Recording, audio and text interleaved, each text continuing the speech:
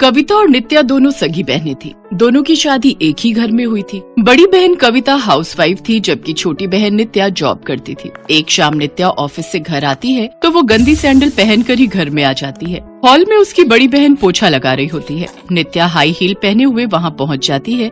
तभी कविता उससे कहती है, अरे ये क्या नित्या बहन, तुमने तो पूरा फर्श खराब कर दिया। जरा अपनी बहन का भी थोड़ा ख्याल रखा कर। मैंने कितनी मेहनत से इस पूरे फर्श पर पोछा मारा था। तो क्या दीदी, वैसे भी तो आप पूरा दिन घर में ही पड़ी रहती हो, थोड़ा काम कर भी लोगी तो क्या चला जाएगा। ये कहकर वो अपने रूम में चली जाती है। जिसके बाद बेचारी कविता को फिर से सारे घर की साफ सफाई करनी पड़ती है। जब से नित्या जॉब करने लगी है तब से पैसों को लेकर उसमें काफी घमंड आ गया है। मैं उसे कुछ कह भी तो नहीं सकती, आखिरकार वो है तो मेरी छोटी बहन ही। ऐसा कहकर कविता फिर से साफ सफाई में लग जाती है। अगले दिन नित्या अपने लिए शॉपिंग करके आती है और वो अपने कमरे में जाकर उन कपड़ों को ट्राई करती है। वाह, मैं तो कितनी खूबसूरत लग रही हूँ इन कपड़ों में। अच्छा खासा कमाती हूँ, जितने मर्जी नए कपड़े लाऊं अपने लिए, पर इन पुरानी साड़ियों का क्या करूँ। एक काम करती हूँ, कविता दीदी को दे देती हूँ। वो कुछ साड़ियाँ और पुरानी सैंडल ले जाकर कविता को देते हुए कहती है, दीदी ये मेरी कुछ साड़ियाँ हैं जिन्हें पहनना मैंने अब बंद कर दिया है, आप इन्हें पहन लेना। हमेशा ये फटी हुई साड़ियाँ पहनती रहती हो। खैर अब इसमें आपकी क्या गलती। मैं समझ सकती हूँ कि जीजा इतना कमा नहीं पाते कि आपके शौक पूरे कर सके। थैंक्स नित्या, ये साड़ियाँ है तो बहुत सुंदर, पर तुम प्लीज इन्हें वापस ले जाओ, क्योंकि अगर मैंने इन्हें अपने पास रखूंगी तो तेरे जीजा जी को बिल्कुल भी अच्छा नहीं लगेगा। उनसे जितना बन पड़ता है वो मेरे लिए करते हैं और मैं उसी में ही खुश हूँ। ओहो, इतना एटीट्यूड। खैर कोई बात नहीं, ये कपड़े ले जाकर मैं भिखारियों में बांटाऊंगी, कम से कम उनको कपड़ों की कदर तो है। फिर वो उन पुराने कपड़ों को ले जाकर मंदिर में बैठे भिखारियों में बांट आती है। इसे कहते हैं कपड़ों की कदर करना। और एक वो मेरी घमंडी बहन, जिनके पास भले ही पहनने को फटे पुराने कपड़े हैं, लेकिन घमंड इतना कि पूछो मत। शाम को जब नित्या घर पहुंचती है तो कविता ने खाना बनाकर तैयार रखा हुआ होता है। वो फ्रेश होकर जल्दी से डाइनिंग टेबल पर आकर बैठ जाती है। आज तो मुझे बहुत तेज भूख लगी है। तभी उनकी सास नित्या से कहती है, आजा आजा मेरी कमाऊ बहू, तेरी बड़ी बहन ने सारा खाना बनाकर तैयार रखा है। जैसे वो खाने का पहला निवाला लेती है तो उसके मुंह में कंकड़ आ जाता है। ये क्या कंकड़? दीदी आप मुझसे जलती हो, ये तो मैं पहले से ही जानती थी, लेकिन अब क्या आप मुझे मारना भी चाहती हो जो कंकड़ वाला खाना आपने मुझे दे दिया? ये तो कैसी बातें कर रही है नित्या, तू तो मेरी बहन है, मैं तुझे क्यों मारना चाहूंगी? क्या इसका मतलब कल मुही तूने मुझे मारने के लिए इसमें कंकड़ डाले थे? अपनी सास को ऐसा करते देख उसकी छोटी बहन बड़ी खुश होती है। मैं सब जानती हूँ, तुझे पता है कि तेरी छोटी बहन तो सारा दिन काम पर रहती है और घर में बची मैं और तू, तो तूने सोचा होगा क्यों न इस बुढ़िया को रास्ते से ही हटा दिया जाए ताकि फिर इस घर पर तेरा ही राज हो। आप बिल्कुल गलत समझ रही है माँ जी, ऐसा कुछ नहीं है। अगर तूने फिर ऐसी गलती की तो मैं तुझे तेरे मायके भेज दूंगी। अरे वाह, मेरा तीर एकदम सही निशाने पर लगा है। मैंने तो ऐसे ही बहाना बनाया था।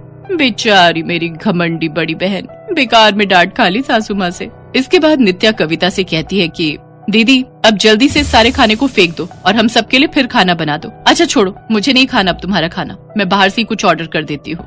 हाय मेरी प्यारी बहू। बेचारी कविता रोते हुए सारा खाना फेंक देती है और बर्तन धोने लग जाती है। कुछ देर बाद बाहर का खाना आता है। नित्या वो खाना खुद खाती है, उसमें से अपनी सास को भी देती है, लेकिन कविता को वो दोनों एक बार भी नहीं पूछती। बेचारी कविता बासी सूखी रोटी खाकर ही सो जाती है। ना जाने मेरी सास मुझसे इतनी नफरत क्यों करती है, जबकि मैं सारा दिन घर का काम करती हूँ। वही मेरी छोटी बहन से इतना लाड करती है। क्या सिर्फ इस वजह से कि मैं गरीब हूँ और नौकरी करके पैसे नहीं कमाती? काश अगर मम्मी पापा ने अपनी गरीबी के चलते मेरा स्कूल नहीं छुड़वाया होता तो आज मैं भी पढ़ी लिखी होती।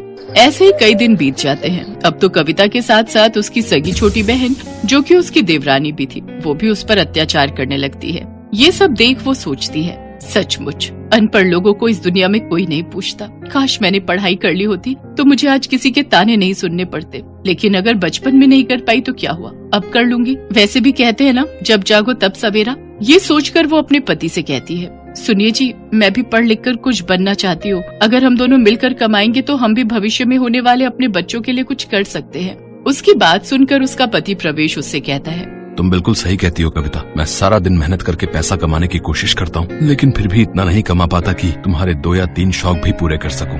आप चिंता मत कीजिए जी, ऊपर वाले ने चाहा तो सब ठीक हो जाएगा। ये सुनकर वो घर का सारा काम खत्म करके रात में थोड़ा थोड़ा करके पढ़ना शुरू करती है। इस बात की खबर ना ही उसकी बहन को लगती है और ना ही उसकी सास को। एक दिन नित्या अपने पति मयंक से कहती है, मयंक नेक्स्ट वीक हमारी वेडिंग एनिवर्सरी है और हम इसे बड़ी धूमधाम से मनाएंगे। अच्छा खासा सेलिब्रेशन होगा ताकि सभी रिश्तेदारों को पता चल सके कि हम जैसा अमीर कोई नहीं है। पर नित्या, बेकार में इतना पैसा खर्च करने की जरूरत ही क्या है? तुम्हें तो पता ही है कि हम कितनी मेहनत से पैसा कमाते हैं। उस पैसे को जोड़ने में कितना समय लग जाता है, और कुछ घंटों की मस्ती के लिए हम इतना पैसा कैसे बहा दें? तुम तो अच्छी तरह जानती हो ना कि ये पैसा हमने अपने बच्चों के फ्यूचर के लिए जोड़ कर रखा है। तो क्या हुआ मयंक, हम फिर से पैसा सेव कर लेंगे। हम अपने फ्यूचर के चक्कर में अपना प्रेजेंट तो खराब नहीं कर सकते ना। मयंक भी उसकी बातों में आ जाता है और वो उसकी बात मान लेता है। फिर अपनी एनिवर्सरी वाले दिन वो दोनों एक बहुत बड़े महंगे होटल में एक बड़ी सी पार्टी देते हैं। वो अपनी इस बड़ी सी पार्टी में अपनी बड़ी बहन कविता को भी बुलाती है। अब पता चलेगा इसे कि मैं कितनी अमीर हूँ। कविता भी उस पार्टी में जाती है और वो नित्या के लिए एक बड़े ब्रांड की ड्रेस गिफ्ट में लेकर जाती है। जब नित्या वो ड्रेस देखती है तो वो अपनी बहन से कहती है, अरे ये क्या, ये तो बहुत बड़े और महंगे ब्रांड की ड्रेस है। इसे खरीदना आपकी हैसियत में तो नहीं है दीदी? कहीं किसी शोरूम में डागा तो नहीं डाल दिया?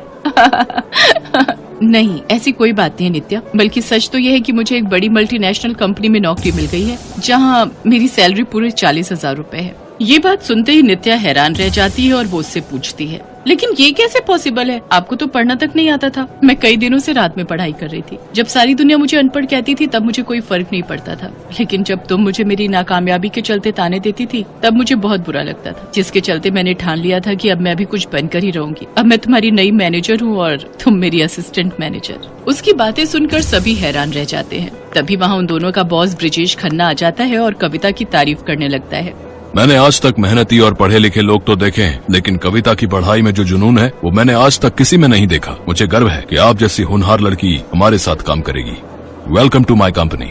ये कहकर वो वहाँ से चला जाता है। नित्या जो 2 साल से उस कंपनी में काम कर रही थी, वो एक बार भी अपने बॉस से मिल नहीं पाई थी। अपनी बड़ी बहन की वजह से ही वो आज अपने बॉस से मिल पाई थी। अपनी बहन की सफलता देखकर उसे अपनी गलती का एहसास होता है और वो उससे माफी मांगती है। दीदी, मुझे अपनी गलती का बहुत पछतावा है। मैंने तुम्हारे साथ बहुत बुरा बर्ताव किया, लेकिन तुमने कभी मुझसे कुछ नहीं कहा। मुझे माफ कर दो। अरे बस कर पगली, अब रुलाएगी क्या? और वैसे भी तू तो मेरी छोटी बहन है, तो मैं तुझसे नाराज कैसे हो सकती हूँ?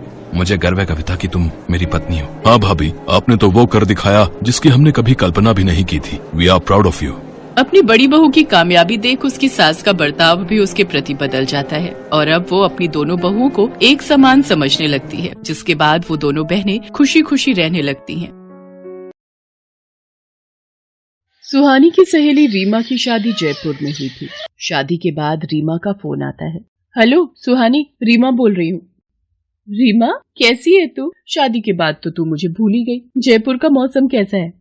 सुहानी, मैं जयपुर में नहीं, दिल्ली में हूँ, मायके में हूँ, इसीलिए तो तुझे फोन किया है। तुझसे मिलने का बहुत मन था। क्या तू दिल्ली आई हुई है? चल मैं थोड़ी देर में तुझे मिलने आती हूँ।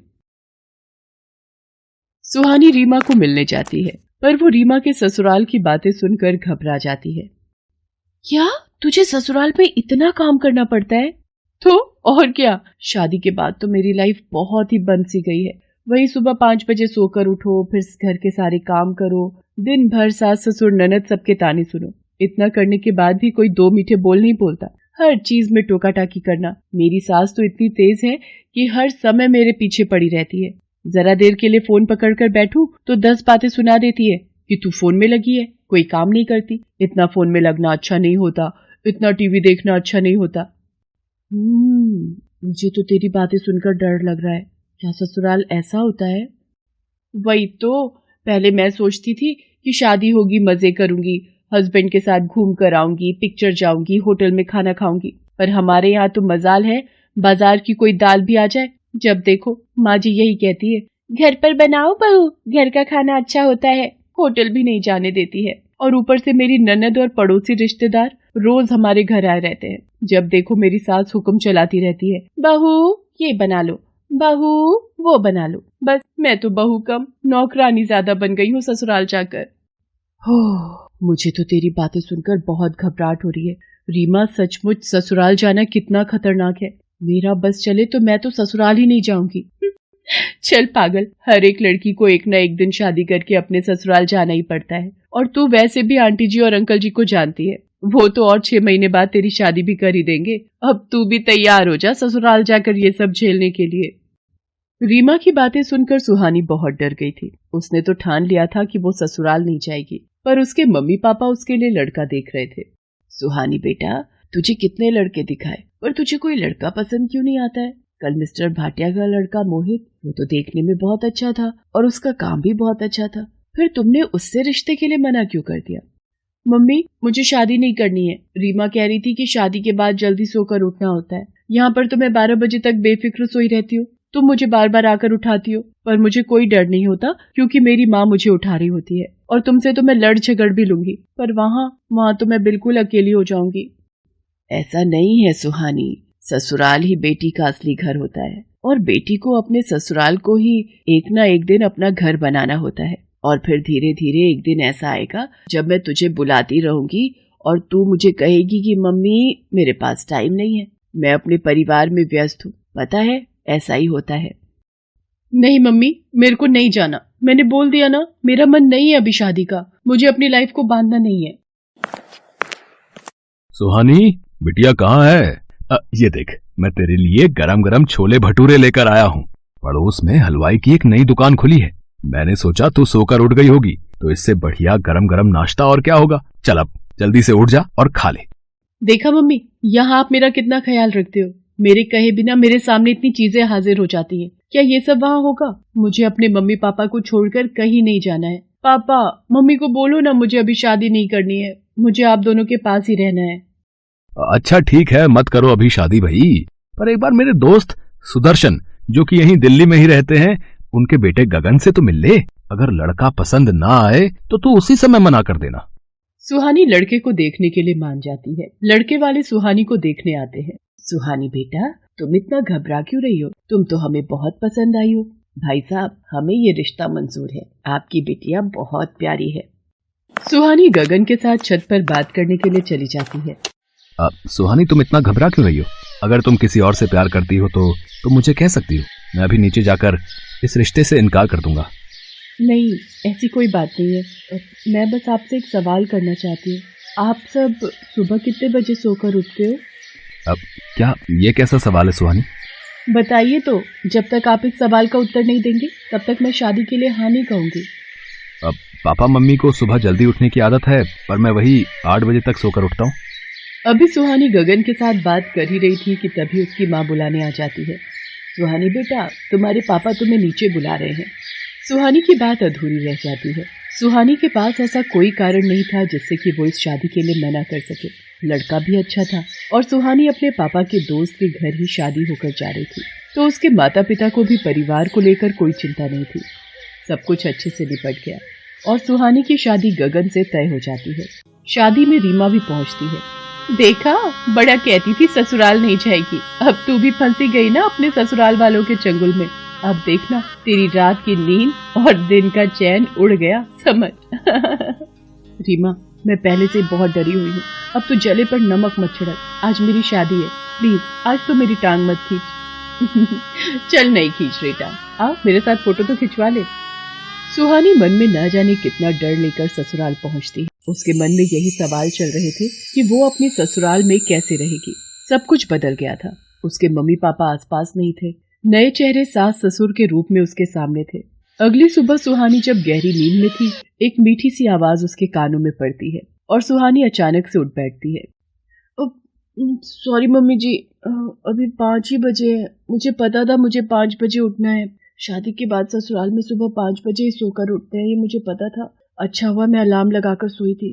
अरे बेटा, तुम इतना घबरा क्यों रही हो? मैं तो तुम्हारे लिए गरम गरम चाय लाई थी। पर तुम ये क्या बोल रही हो बेटा? 5 नहीं 10 बज रहे हैं। मैंने सोचा तुम शादी की थकान से नींद में हो, इसलिए मैं तुम्हारी चाय खुद ले आई। 10 बज रहे हैं और मम्मी जी ने मुझे उठाया नहीं। पर रीमा तो कह रही थी कि उसकी सास ने अगले दिन उसे सुबह जल्दी उठा दिया था। ये सब उल्टा क्यों हो रहा है? सुहानी नहा धोकर तैयार होकर रसोई में जाती है। सुहानी बेटा, तुम डाइनिंग टेबल पर बैठो। देखो, तुम्हारे ससुर जी तुम्हारे लिए रबड़ी, जलेबी, ढोकला और पता नहीं क्या क्या नाश्ता लेकर आ गए हैं।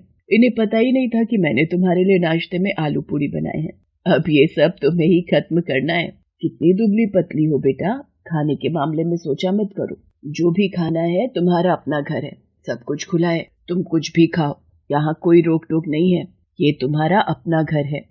मैं ससुराल को लेकर कितनी गलतफहमी में थी। हर कोई एक सा नहीं होता, सबका अपना स्वभाव होता है और ससुराल को अपना बनाना तो एक लड़की के हाथ में होता है। ये बात मुझे समझ आ गई है। मैं रीमा को भी समझा दूंगी कि वो अपने ससुराल को अपना घर समझ कर रहे। सुहानी अपने ससुराल में बहुत खुश थी। ससुराल वालों के प्रति जो डर रीमा ने उसके मन में डाला था, वो डर अब निकल चुका था। सुहानी रीमा को भी समझाती है कि वो अपने ससुराल को अपना घर मानकर रहे तो उसे भी प्यार जरूर मिलेगा।